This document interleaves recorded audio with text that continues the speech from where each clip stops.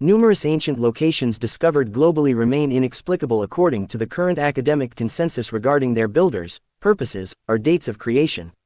Among the most notable of these mysteries are the ancient structures located on the Giza Plateau, which are presently attributed to our ancestors who used copper tools about 4,000 years ago. These ancestors somehow managed to construct some of the most precisely engineered and massive ancient edifices on the planet, specifically opting for granite blocks weighing several tons as their primary building material. Ironically, while these sites are often cited as the work of the ancient Egyptians, a concrete explanation of how they achieved this has never been provided. Moreover, academic perspectives fall short of offering any rational understanding of the construction of these locations, and they appear to reject or, in some instances, obscure additional controversial anomalies that are beyond their comprehension. Massive stone megaliths are scattered throughout Giza, particularly around the bases of the Great Pyramids, and not only were these structures made with exceptionally hard granite but also basalt.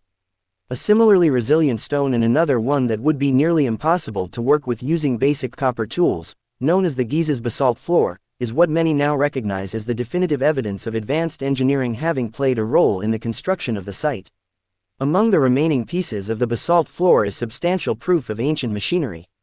Distinct precision markings left on numerous stones indicate that advanced technology was involved in the shaping of Giza's massive stones, with cuts that could only have been made by high-speed disc cutting tools, precise ridges, and a multitude of other intriguing features that have fortunately been preserved on these stones. These surviving tool marks may eventually enable us to identify the technology that was once utilized to construct the site. We now believe there is compelling evidence suggesting that the commonly accepted, widely published theories about the origins of the Giza Plateau, its age, and the capabilities of its creators are currently inaccurate and overwhelmingly so, and it is only a matter of time before a resurgence of this ancient knowledge and understanding begins to take place. We have long maintained that there is significant evidence indicating that not only the Great Sphinx but also the associated pyramids scattered across the plateau are much older than current claims suggest.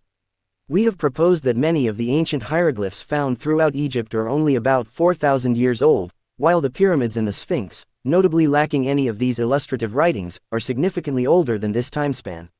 Why are there no hieroglyphs inside the Great Pyramids? Furthermore, why were there never any steps or stairs integrated into such awkward structures? Does this hint at the original purpose of the Great Pyramids, suggesting they were never meant to be accessed by humans? This lack of Egyptian art not only raises questions but also points to intriguing possibilities. A fascinating indication, but it also suggests that these structures were not built by the same individuals. If they were constructed by the same group, why did they never record this endeavor? There exists an artifact within Giza that has been described as a must-see by Zecharia Sitchin. This unremarkable stone, referred to as the inventory stela, is remarkably an authentic inventory left by King Khufu. It not only reinforces many of the conclusions we have reached about the plateau, which stem from various lines of research, but it also provides a written account of the activities of Egyptian civilization on the plateau, including events related to the Sphinx, more accurately known as Anubis. We have come to realize that many of the popular alternative researchers dedicated to studying these specific topics have, much like traditional academia, overlooked glaringly evident materials connected to the ancient past. Giza's inventory stela, as noted by Zecharia Sitchin in his book, Journeys to the Mythical Past, serves as irrefutable evidence from Khufu himself that he did not construct the Great Pyramid and that the pyramid and Sphinx were already present during his era. Unsurprisingly, the stela is largely disregarded. However, some, like James H. Breasted, commendably incorporated the inventory stela in his official catalogue of 4th Dynasty artifacts, asserting that it bore all the signs of authenticity, regardless of differing opinions. Additionally, the notable French Egyptologist Gaston Maspero, in his renowned work, The Dawn of Civilization, affirmed that the stela was indeed an accurate record of Khufu's life and achievements concerning the Sphinx. The text indicates that lightning once struck the Sphinx's head, causing significant damage. Khufu subsequently